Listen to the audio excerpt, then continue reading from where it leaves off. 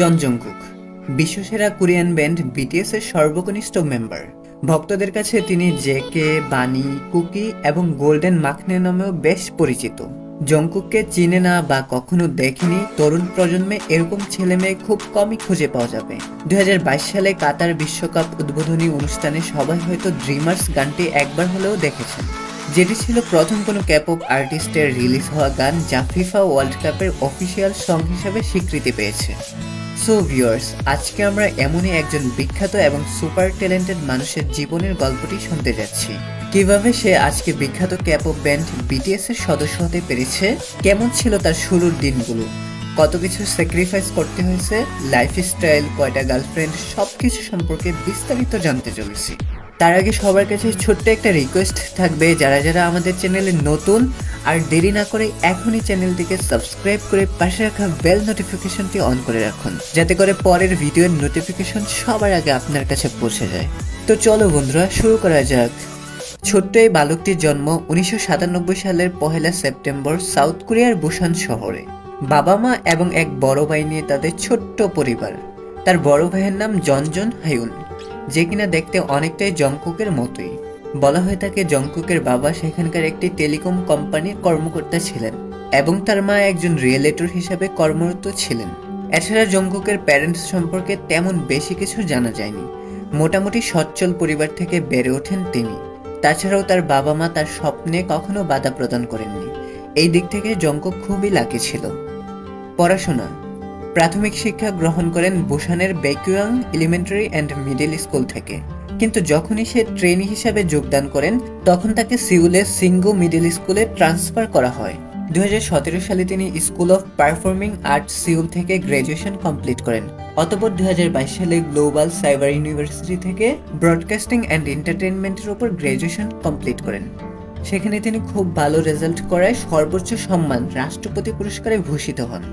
BTS এর যোগদানের গল্প। ছোট্টবেলায় সে খুব ভালো ব্যাডমিন্টন খেলতে পারত, যে কারণে একটা সময় সে স্বপ্ন দেখতে শুরু করে বড় হয়ে সে একজন ভালো ব্যাডমিন্টন প্লেয়ার হবেন। কিন্তু যখনই সে টেলিভিশনে জি ড্রাগনের হার্ট ব্রেকার গানটি শোনেন, তখন থেকে একজন সিঙ্গার হওয়ার স্বপ্ন দেখতে শুরু করেন। মাত্র 14 বছর বয়সে 2011 সালে জংকুক সাউথ কোরিয়ার একটি ট্যালেন্ট শো সুপারস্টার ক্যাতে অডিশন দেওয়ার জন্য নিজ শহর বুসান থেকে ডেগুতে যান, কিন্তু দুর্ভাগ্যবশত সেই অডিশনে তিনি সিলেক্টেড হতে পারেননি। যদিও সেই দিনের মতো অডিশন থেকে বাদ পড়ে যান, তবে তার পরপরই তিনি আলাদা 7টি এন্টারটেনমেন্ট কোম্পানি থেকে লেটার অফার পান।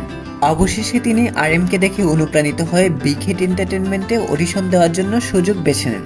শুরু হয়ে যায় তার মোটামুটি 2 বছরের ট্রেনিং পিরিয়ড। ডেবিউ করার পূর্বেই সে তার ড্যান্সিং স্কিল আরও বাড়ানোর জন্য লস অ্যাঞ্জেলেসে যান।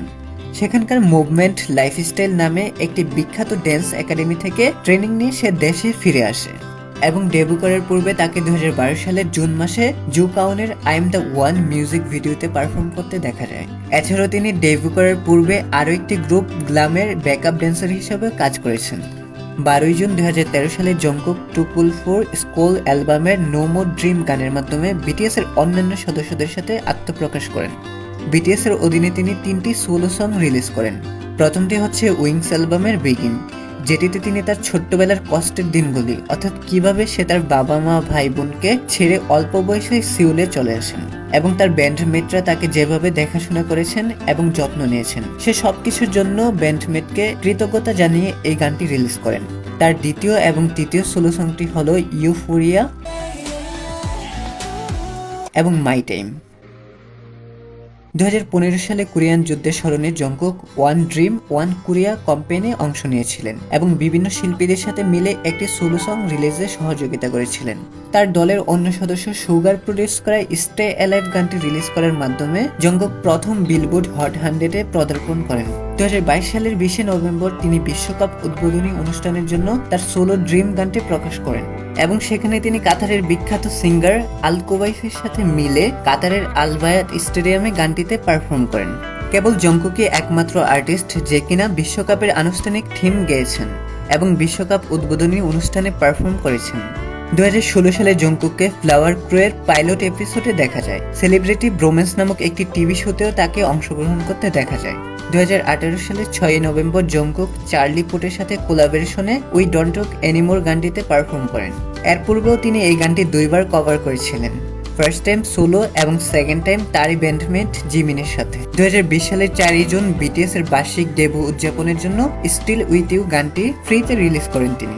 এই গানটির প্রযোজক ছিলেন স্বয়ং তিনি নিজেই।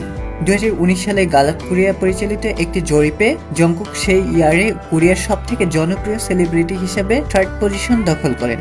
2016, 17 এবং 18 সালে তিনি যথাক্রমে এই তালিকায় 20তম, 17তম এবং 8তম পজিশন দখল করেন। 2018 সালে চীনা ম্যাগাজিন হাই চায়নার সবচেয়ে প্রিয় তালিকায় তিনি ক্রমে 10 সপ্তাহের বেশি সময় ধরে প্রথম স্থান দখল করেছিলেন। জাস্টিন বিবার, জাস্টিন টিম্বারলেক এবং আশারকে তিনি তার সঙ্গীত জগতের অনুপ্রেরণা হিসেবে মনে করেন। জংকুকের জনপ্রিয়তা এতই তুঙ্গে যদি সে কোনো প্রোডাক্টের অ্যাডভার্টাইজমেন্ট করে তাহলে সেটি মুহূর্তের মধ্যে সোল্ড আউট হয়ে যায়, যেই কারণে সবার কাছে তিনি সোল্ড আউট কিং নামেও পরিচিত। গুগলে সার্চ করা ক্যাপপ আইডল হিসেবে তিনি পরপর 2 বার প্রথম স্থান অর্জন করেছিলেন। এছাড়া 2019 ও 20 সালে ইউটিউবে সর্বাধিক সার্চ করা ক্যাপপ আইডল হিসেবে তিনি স্বীকৃতি পান। 2019 সালে টুইটারে সর্বাধিকবার রিটুইট করা টুইটটি তার ছিল এবং 2020 সালে তিনি সর্বাধিকবার রিটুইট করা টুইট হিসাবে 2nd পজিশন পান। একবার 2021 সালে তিনি যখন ভি লাইভে যান তখন একটি রেকর্ড তৈরি হয়। সেই লাইভে তখন 22 মিলিয়ন মানুষ অ্যাটেন্ড করেছিল। লাইভ স্ট্রিমে এত ভিউজ সত্যিই কল্পনার বাইরে। 25 অক্টোবর 2018 সালে জংকুক বিটিএস এর অন্যান্য সদস্যদের সাথে সাউথ কোরিয়ার প্রেসিডেন্টের হাত থেকে the order of culture merit অ্যাওয়ার্ডে ভূষিত হন। সম্প্রতি কিছুদিন আগে জংকুকের একটি সোলো সং রিলিজ হয়। বিটিএস এর সবথেকে ইয়াংগেস্ট মেম্বার হয়ে অতি দ্রুত অল্প সময়ে জনপ্রিয়তার তুঙ্গে পৌঁছেন কোরিয়ান এই আর্টিস্ট।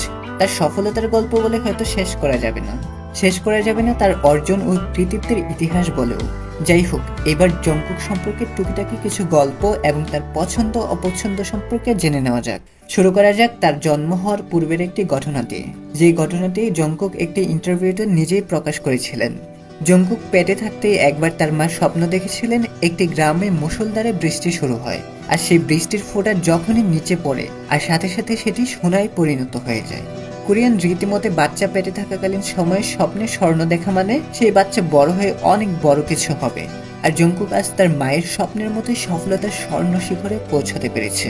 আজ তার ছোঁয়ায় মুহূর্তের মধ্যে যে কোনো প্রোডাক্ট সোল্ড আউট হয়ে যায়। সুতরাং বলা যায় তার একটি স্পর্শ সোনার থেকেও মূল্যবান। ভক্তদের কাছে তিনি গোল্ডেন মাখনে নামেও পরিচিত। মূলত ক্যাপপ কোনো গ্রুপের সবথেকে কম বয়সী মেম্বারকে মাখনে বলা হয়, কিন্তু জেকে তার এত ভালো দক্ষতার জন্য গোল্ডেন মাখনে নামেও ভূষিত হন। আর এই নামটি তাকে প্রথম দিয়েছিলেন বিটিএস এর লিডার RM। জংকুক গ্রুপের সবথেকে ইয়াংগেস্ট মেম্বার হওয়ায় তার দলের অন্যান্য সদস্যরা তার ব্যাপারে বেশ যত্নশীল।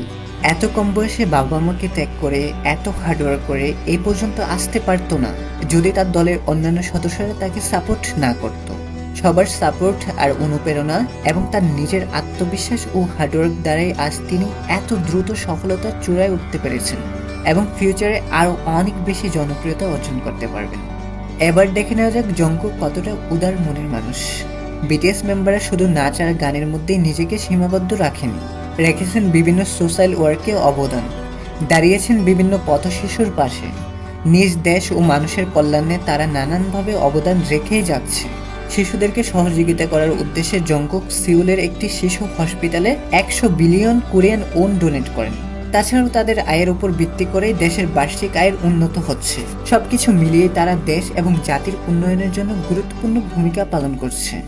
এবার জেনে নেওয়া যাক তার পছন্দ অপছন্দ এবং ব্যক্তিগত কিছু তথ্য। তার পছন্দের রং হলো কালো। পছন্দের খাবার banana milk, chicken makhani, Ramin, pizza ইত্যাদি। তার পছন্দের ব্র্যান্ড হলো টপমেন্ট এবং H&M। তিনি আমেরিকান জনপ্রিয় ফ্যাশন ব্র্যান্ড ক্যালভিন ক্লেইনের মডেল হিসেবে কাজ করছেন। তার ফেভারিট সুপারহিরো হচ্ছে আয়রন ম্যান। ফেভারিট মুভিও iron man. Favourite singer Justin Bieber, Justin Timberlake এবং উশার, যাদেরকে তিনি তার মিউজিক্যাল ইন্সপিরেশন মনে করেন। Favourite anime spirited away. পছন্দ অপছন্দ তো জানা গেল, এবার তার ব্যক্তিগত কিছু তথ্য জেনে নেওয়া যায়। জংকুক বিটিএস এর সবথেকে কম বয়সী মেম্বার। 2023 সালের সেপ্টেম্বর মাস অনুযায়ী তিনি 26 বছর বয়সে পা রাখেন। উচ্চতায় 179 সেন্টিমিটার অর্থাৎ 5 ফিট 9 ইঞ্চি। তার রাশি হলো ভির্গো অর্থাৎ কন্যা রাশি। এবার জেনে নেওয়া যাক তার গার্লফ্রেন্ড কয়টা। হাহা, তার কোনো গার্লফ্রেন্ড নেই। কেননা বিটিএস এ জয়েন করার পূর্বেই তারা এ চুক্তিতে স্বাক্ষর করেছিলেন যে তাদের কোনো গার্লফ্রেন্ড থাকবে না। তবে তার ক্রাশ রয়েছে। তিনি নিজেই স্বীকার করেছেন আইইউ তার ক্রাশ, এবং সে নিজেও একজন আইইউ এর ফ্যান বয়। কি বাচ্চারা এবার একটু রাগ বা হিংসা হচ্ছে? কিছু করার নেই, একজন মানুষের ক্রাশ থাকতেই পারে, এটা তার পার্সোনাল ম্যাটার। এর মানে এই না যে আইইউ জ্যাকের ক্রাশ বলে আইইউকে হেট করতে হবে। সো এই বিষয়গুলোতে আর্মির একটু সচেতন হওয়া উচিত বলে আমি মনে করছি। সো যাই হোক বন্ধুরা, এই ছিল সব থেকে ইয়াংগেস্ট মেম্বার গোল্ডেন মাকনের এত অল্প সময়ে পৃথিবী জয়ের গল্প। মাত্র 26 বছর বয়সে এই অল্প বয়সী তরুণ শুধু পৃথিবী জয় করেই ক্ষান্ত হয়নি, জয় করেছে কোটি কোটি তরুণীর মন, জায়গা করে নিয়েছে কোটি কোটি ভক্তদের কোমল হৃদয়ে। ভক্তদের এই ভালোবাসা তার জন্য চিরকাল থাকবে। আর বিটিএস গ্রুপটা একদিনেই কিংবা একজনের প্রচেষ্টায় এত দ্রুত এই পর্যায়ে আসেনি। সব মেম্বার্সদের সম্মিলিত প্রচেষ্টার মাধ্যমে তিলে তিলে গড়ে উঠেছে বিটিএস। কারোর অবদানই এখানে অস্বীকার করা যাবে না। তো এই ছিল বিটিএস মেম্বার জংকুকের সফলতার গল্প। আমি আশা রাখছি জংকুকের সফলতার গল্পটি তোমাদের কাছে ভালো লেগেছে এবং তোমরা তার জীবনের গল্প থেকে কিছু হলেও শিখতে পেরেছো। যদি তার গল্পটি তোমাদের মনে একটু হলেও অনুপ্রেরণা সঞ্চার করে থাকে তাহলে অবশ্যই ভিডিওটিতে একটি লাইক দিতে ভুলবে না। আর এরকমই বিটিএসদেরকে নিয়ে ভালো ভালো বাংলা ভিডিও পেতে চ্যানেলটিকে সাবস্ক্রাইব করে আমাদের পাশে থাকার অনুরোধ রইল। তোমরা চাইলে ইউটিউবের পাশাপাশি ফেসবুক পেজ থেকে আমাদের ভিডিওগুলো দেখতে পারো। প্রয়োজনে অবশ্যই আমাদের ফেসবুক পেজ কিংবা ইনস্টাগ্রামে মেসেজ দিতে পারো। সর্বশেষে একটি কথা বলবো, আমার দেয়া কোনো ইনফরমেশনে ভুল থাকলে অবশ্যই ক্ষমাসুন্দর দৃষ্টিতে দেখবে, কেননা দিন শেষে আমিও মানুষ, রোবট না, আমার ভুল হতে পারে। সো সবাই ভালো থাকবে, সুস্থ থাকবে, ফিরছি নতুন কোনো গল্প নিয়ে। আল্লাহ হাফেজ।